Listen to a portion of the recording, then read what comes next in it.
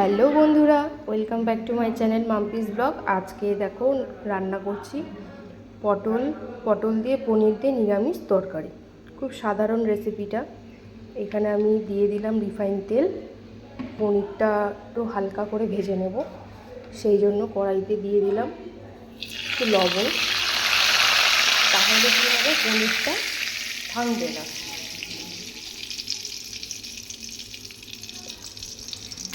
সামান্য দিয়ে দিলাম হলুদ গুঁড়ো, তোমরা দিতেও পারো নাও দিতে পারো।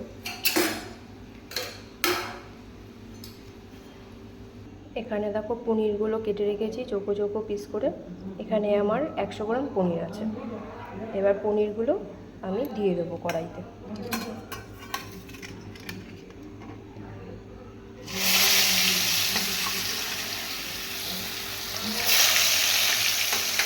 একদম হালকা করে ভাজবো যাতে পনিরগুলো ভেঙে না যায়। এই দেখো পনিরগুলো আমার ভাজা হয়ে গেছে। এবার আমি পনিরগুলো তুলে নেব। পনিরগুলো তুলে নিয়েছি। এবার সেই তেলের মধ্যেই আমি আলু পটলগুলো ভেজে নেব।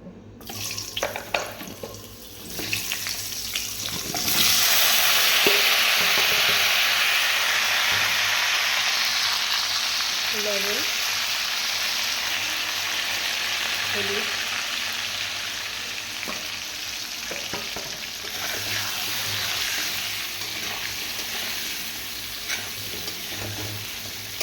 দিয়ে আমি একটু পটল আলুগুলো ভেজে নিই।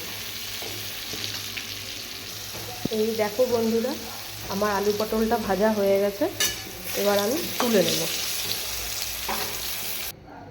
এখানে টমেটো বাটা, জিরে বাটা, ধনে বাটা, পোস্ত বাটা আর চাল মগজ বাটা আছে। এটা আমি বেটে রেখেছি আগের থেকে। এবার গোটা গরম মশলা ফোড়ন দিয়ে দেবো।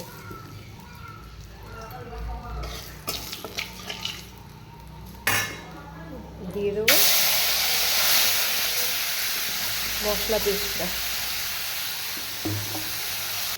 এই দেখো বন্ধুরা, আমার মশলাটা ভালো করে কষানো হয়ে গেছে, মশলা থেকে তেল ছেড়ে গেছে। এবার আমি দিয়ে দেবো টক দই।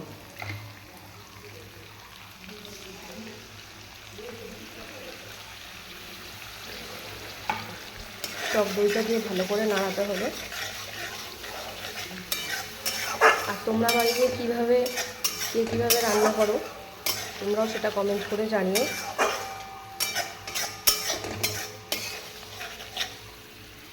এবার একটু ভালো করে কষিয়ে নিই, আলু পটলগুলো দিয়ে দেবো। এই দেখো বন্ধুরা, আলু পটলগুলো দিয়ে দিয়েছি। আলু পটলগুলো ভালো করে কষিয়ে নেব। তারপরে দিয়ে দেবো গরম জল। দিয়ে দিলাম গরম জল।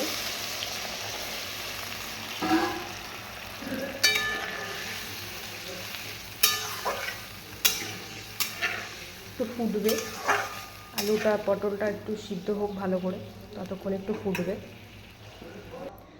ঢাকা দিয়ে রেখেছি আমি। এবার সামান্য পরিমাণ একটু চিনি আর একটু লবণ দিয়ে দেবো।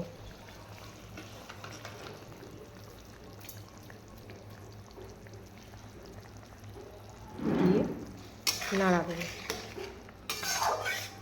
আর একটু ফুটবে, আলুটা পটলটা একটু সিদ্ধ হোক ভালো করে।